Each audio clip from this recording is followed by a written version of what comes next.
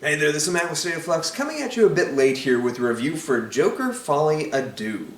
The reason that I'm coming to this a little late is because I wasn't entirely certain I was going to see this, but the discourse that surrounded it was what propelled me to watch it.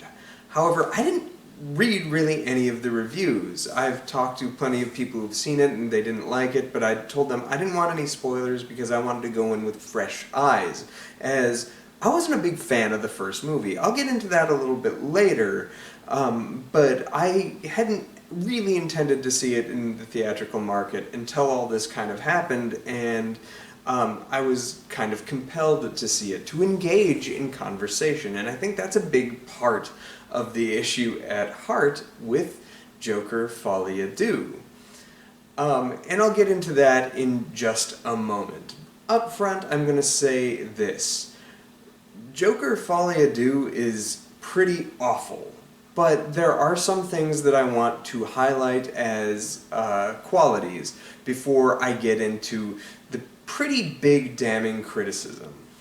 The thing that I want to say first and foremost, and something that I hope we don't lose as a result of this film, is that we got a film that was taking a big, huge chance. This is in no way a standard sequel to a film. It is a film that completely shifts genres in a much more drastic way than even Alien being a gothic horror film turning into a war action movie with aliens. This is something where you have a crime thriller character study that then gives way to a character study musical that puts cinema on trial, so to speak.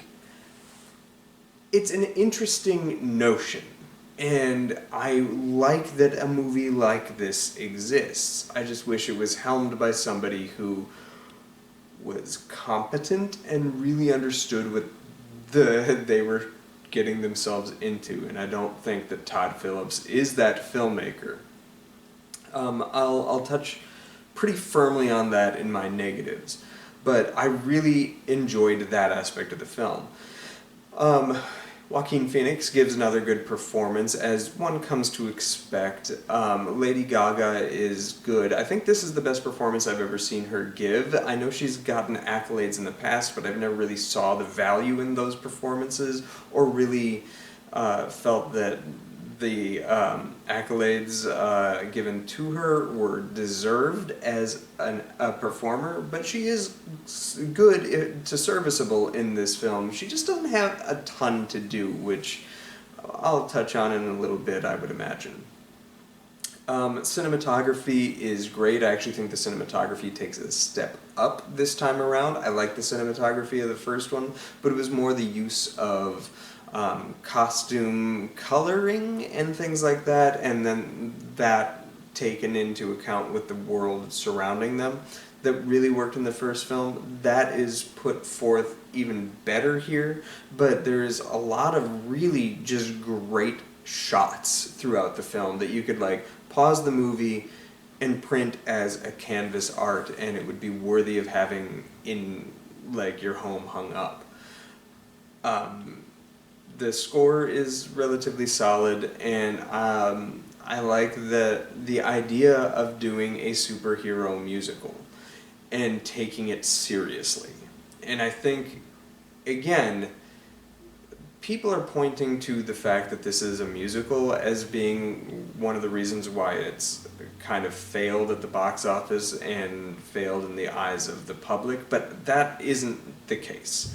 I think that the problem with that lays with the fact that when you are advertising a movie and not showing almost at all that there is going to be any musical performance in the film, that is what's doing a disservice to your movie and to your audience, because you're in effect lying to the audience. Joker is a character that is imbued with theatricality, just in general, and thus lends himself far more so to the musical landscape than you would expect.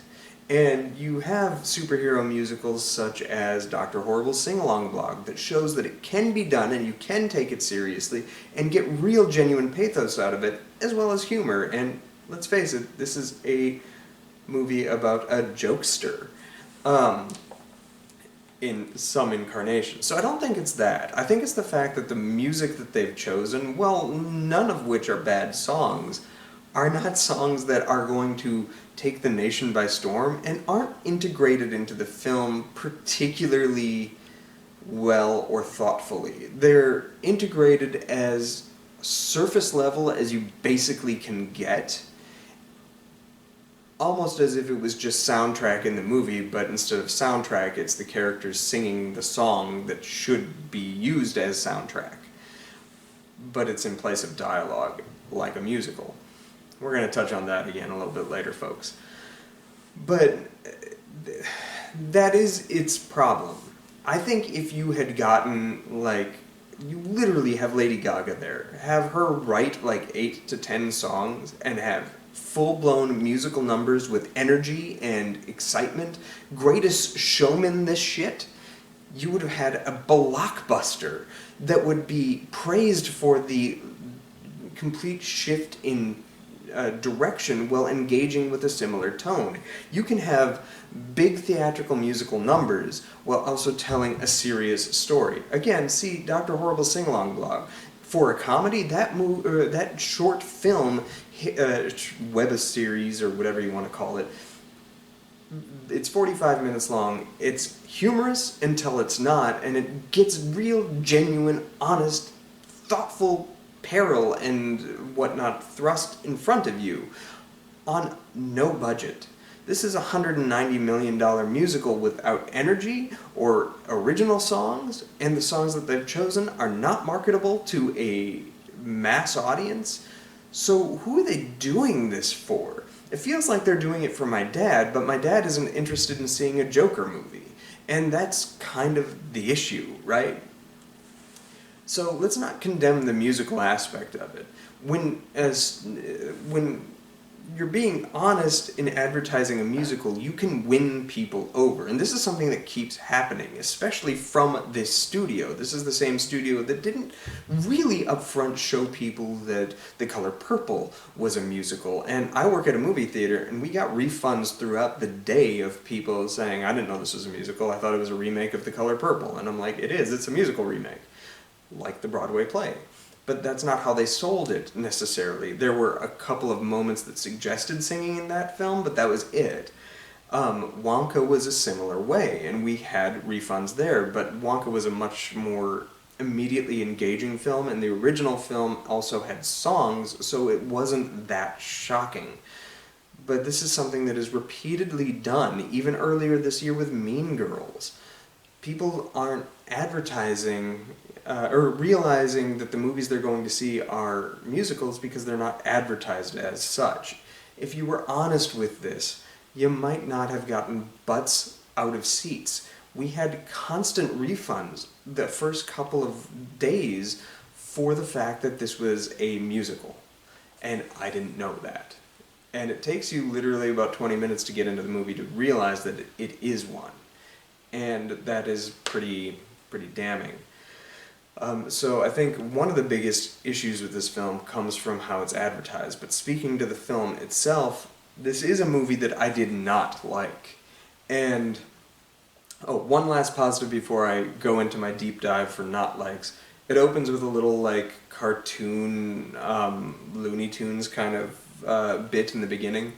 That is pretty well done. I didn't really like what it did or understand the purpose for it or relevance to it, but it was well animated, so bravo team. Alright, shifting to the negatives of the film. The negatives of the film are kind of many and vast, but I don't necessarily want to get into the weeds of what doesn't work with the film and talk about a single line of dialogue that kind of crumbles not only this film, but the films and stance of the director, Todd Phillips. Midway through the film, when it becomes a Law and Order drama in a courtroom, The line comes about because Joker's being questioned, and when he flat out states the sort of thesis of the movie, which is that the line of dialogue is this. I wrote it down. I have to get this exact. I needed the actual quote present. So I'll probably cut this a little bit. You want to talk about what happened, not how I changed. That is the quote. You want to talk about what happened, not how I changed. That's the core thesis of what this movie is kind of about. The problem with that stems from two very important ones. One is for character and one is for Todd Phillips. So let's address character first. That is an interesting statement to make, and one that I like and respect to some extent. Because when you're talking with somebody who may have been canceled for this situation, we're going to just pause for a second and I'm just going to give my thoughts on what this line is and means. When looking at somebody who may have been canceled, we have a tendency to continue to talk about the thing that happened, and if there is any kind of reformation that happens, we don't talk about how people have changed. We kind of keep them in this bubble of what they did, and it doesn't allow for any reformation to really come. When you're looking at the character of Joker, that is a weird thing to apply, because at no point does the film show the reformation happen. There is no rehabilitation in Arkham that we can see. Joker hasn't changed from movie 1 to movie 2. He's remained stagnant, if only because he is being beaten down by the system. A restatement of the first movie, but being drugged and stuff like that. The movie is going out of its way to put him in the prism of, you are and always were the Joker. You've had extreme circumstances held outside of you being forced upon you that made this lash out that you did very publicly on national television something that happened. He's a criminal mind that was conditioned to be so. But at no point are you seeing him reform. If anything, he's buying into that idea until he then just fully embraces Joker, as if it's two personalities, which didn't really read in the first movie, but this movie really hunkers down on the idea that there's Arthur Fleck and Joker, and it's two distinct personalities, like Harvey Two-Face. But, ignoring that, there's no point in the film that the film is trying to even focus on this idea of reformative justice or transformative justice or rehabilitation. So him saying, you want to focus on what I did, not how I changed, you have to show the work on how you get there, and the movie just simply doesn't. The middle matters, and that part isn't, discussed at all within the text of the film.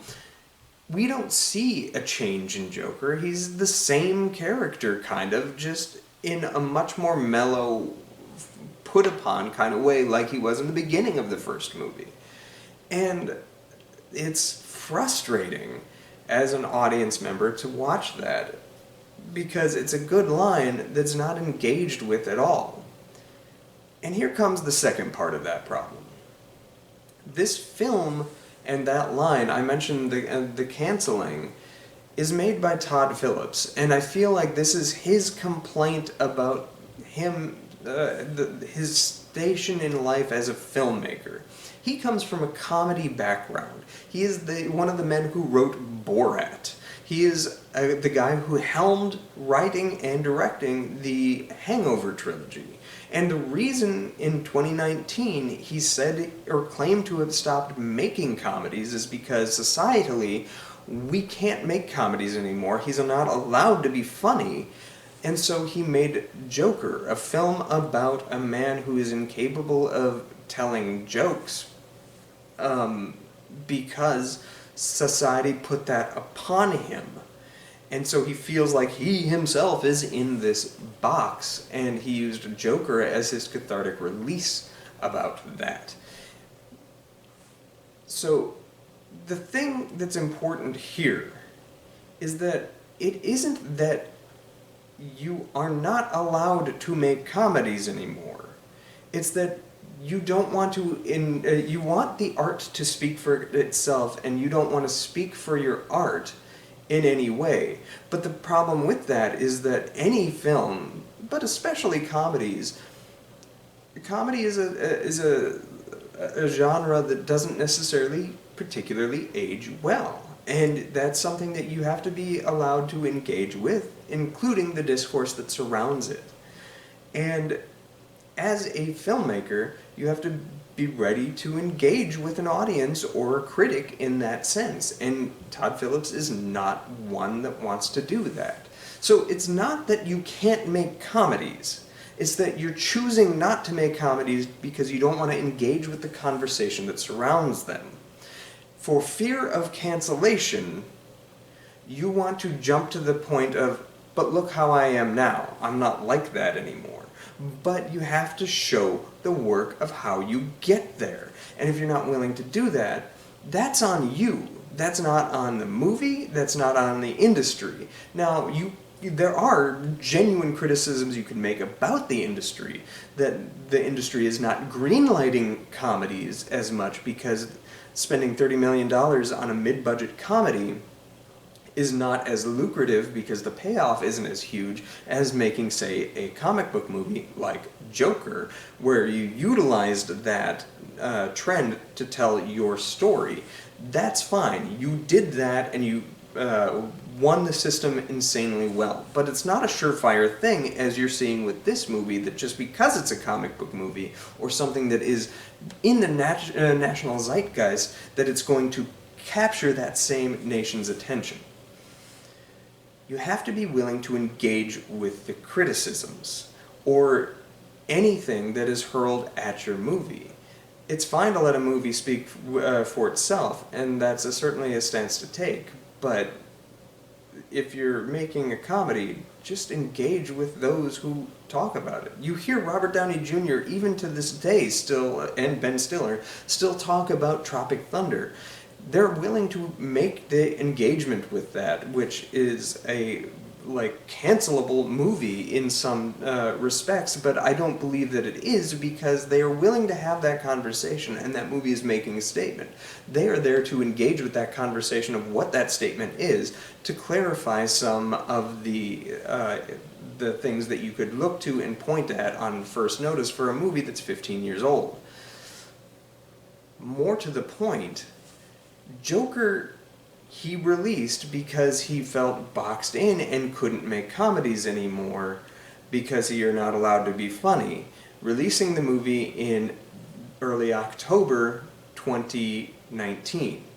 2 weeks later, in its limited theatrical run first release of mid-October, Taika Waititi released Jojo Rabbit, a World War II and Holocaust comedy wherein Taika himself plays Adolf Hitler as the imaginary best friend of your main character's lead boy. The difference being is that comedy, which not only is incredibly effective, has a powerful statement to make, but it was one that the director was willing to have the discourse with and talk to the audience about. And that is the key difference. Taika got to make an incredibly well-respected movie that he took to Oscar Gold himself for writing, when Todd Phillips did not take that same Oscar home that very same night because he made a movie criticizing an industry that won't let him make a movie like Taika did, because he's not willing to have that conversation. Interesting. This whole film, I am led to understand, is a Todd Phillips criticism of the film industry, and there's reasons why that is throughout the film, and if you watch it you can point pictures as to what that is, but it's all based on this fallacy that you can't do something. And it's not that you can't, it's that he's choosing not to. And that's the issue at hand. Were it good, were it a better constructed argument, this is something that I think could make for a good movie. If you had something firmer to say that isn't whiny poor me, like a Joker incel, then maybe you would hold weight, but this film doesn't. I've heard some arguments that this movie will be thought of more fondly in the future, and I think there is merit to that in the sense that people will look at this as a bold film, which it is, and I don't want to not sing the praises of the bold choices this film takes. It does things misguided with them. Like, seriously, you had Lady Gaga there. Have her write the fucking soundtrack. I apologize. Back to the main point. But you had bold choices you took, but it's not going to be thought of fondly because it doesn't execute them well, and it executes them haphazardly, thoughtlessly in some places, and has a truly, like, awful ending that you can not only see from a mile away, but leaves you like, what was the point of all of this? Why is this? This film doesn't justify its own existence simply by being bold.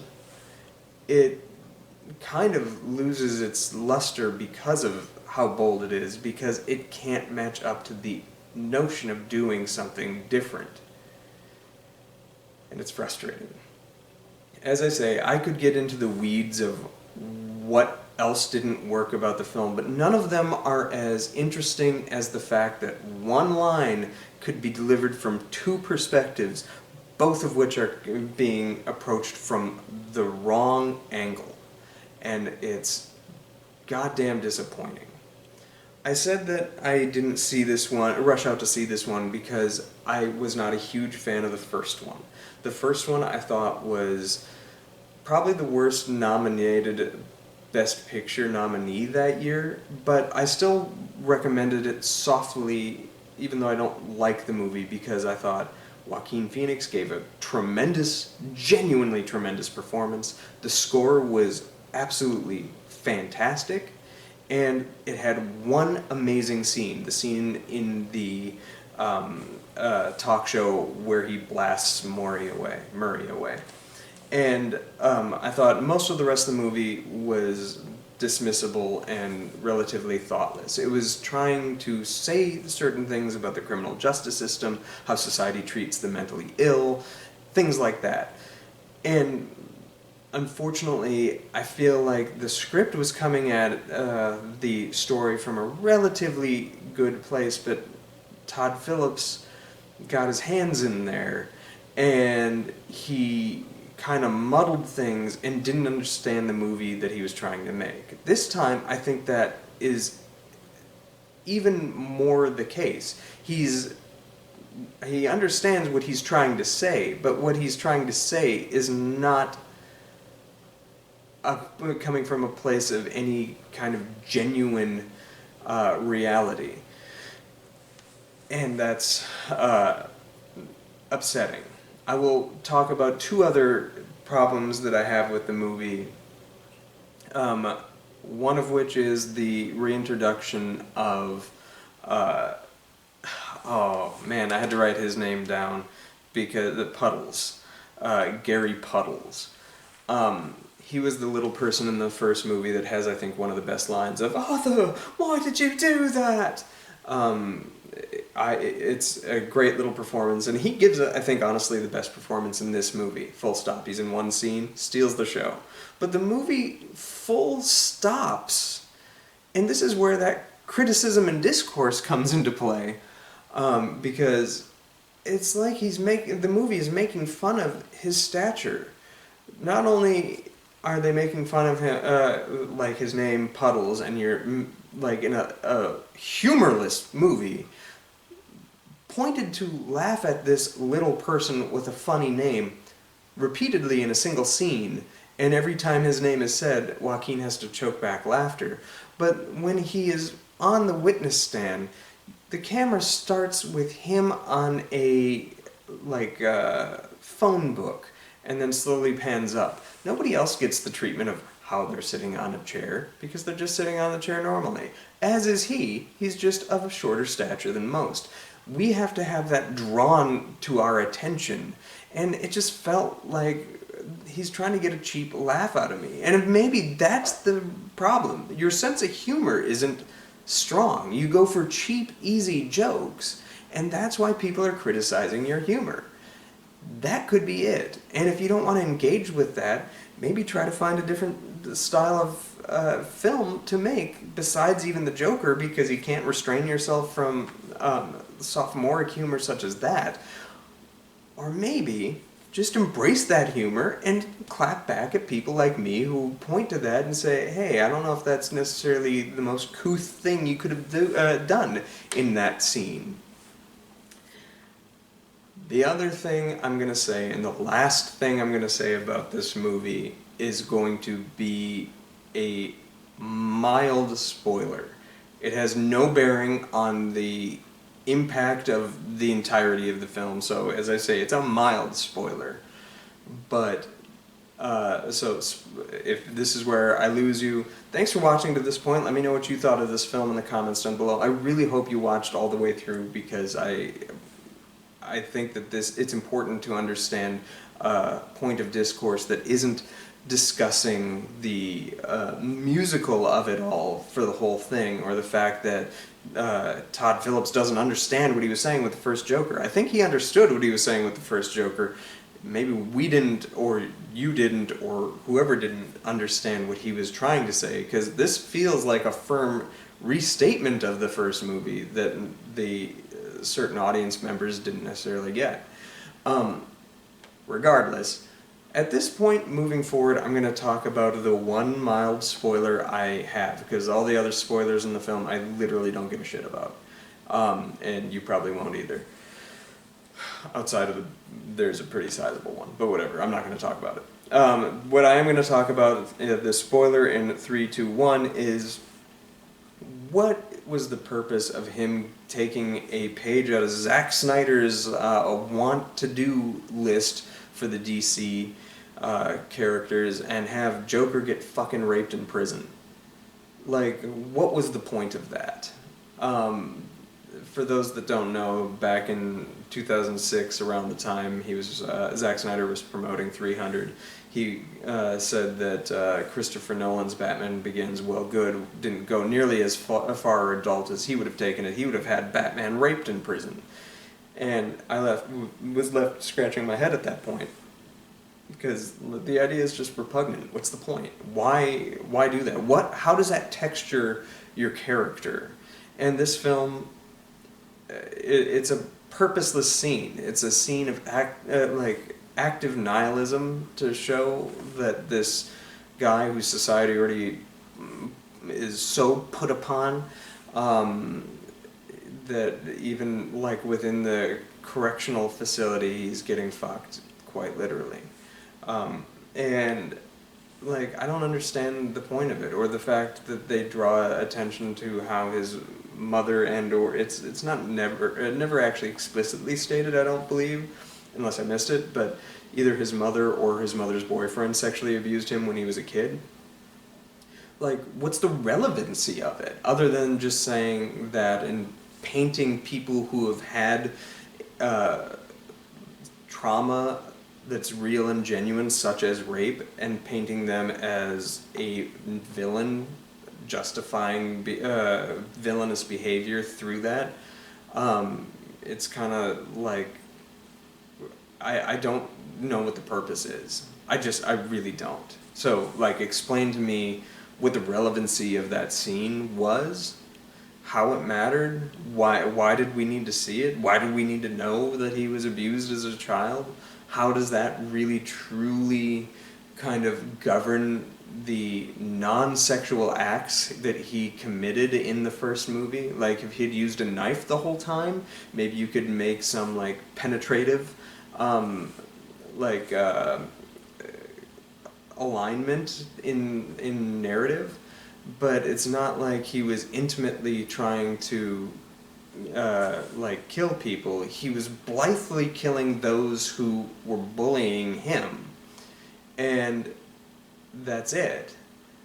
That goes back to a problem I had with that first movie, which is that I think I would have been much more on board with it if you made Joker person of chaos, which he is supposed to be. He is supposed to be somebody who indiscriminately kills. More innocent people should have died at his hands, but every single person who died at his hands, his direct hands, had put upon him in a negative way some kind of bullying effect. While they're making a public show out of him and having people ridicule him, or those weird guys singing to him and then hitting him and stuff like that, there was violence and degradation done unto him, and he got back through violent retribution, which is like incel nonsense, and it's ridiculous. If he had just like indiscriminately killed people, that would be something different. Then you're painting a really interesting portrait of a serial murderer, and that was something that movie was lacking. And this, I just don't understand the point of finding out that he was raped as a child, or the fact that we watched him get assaulted as an adult. It has no bearing on the rest of the film outside of after his rape, he feels the need to then confess that he's all just one person. And it's baffling. It almost feels like after that incident, he's reverted to the idea that he is and always has been a person who made a bad choice, several of them. And it's like, as I say, it's just baffling. I hated this movie. This is the worst movie of the year. It actually, somebody did it. Somebody beat out Zack Snyder. Hey, way to go, Todd Phillips. You did it. But yeah, I will not be recommending Joker Folie à Deux. This is the Joker Folie Part 2 in my estimation. What did you think of Joker Folie à Deux? Did you buy into it? I've talked to two people who liked the movie better than its reputation. However, it's not got a strong reputation. Most of the people I've talked to haven't really liked it, but I haven't heard any actual reviews of any of these people who liked and disliked the movie, because I wanted to stay completely unaware. So please let me know what you think. I'm dying to hear in the comments down below. Thanks for watching, like, subscribe, do all that good stuff. Peace.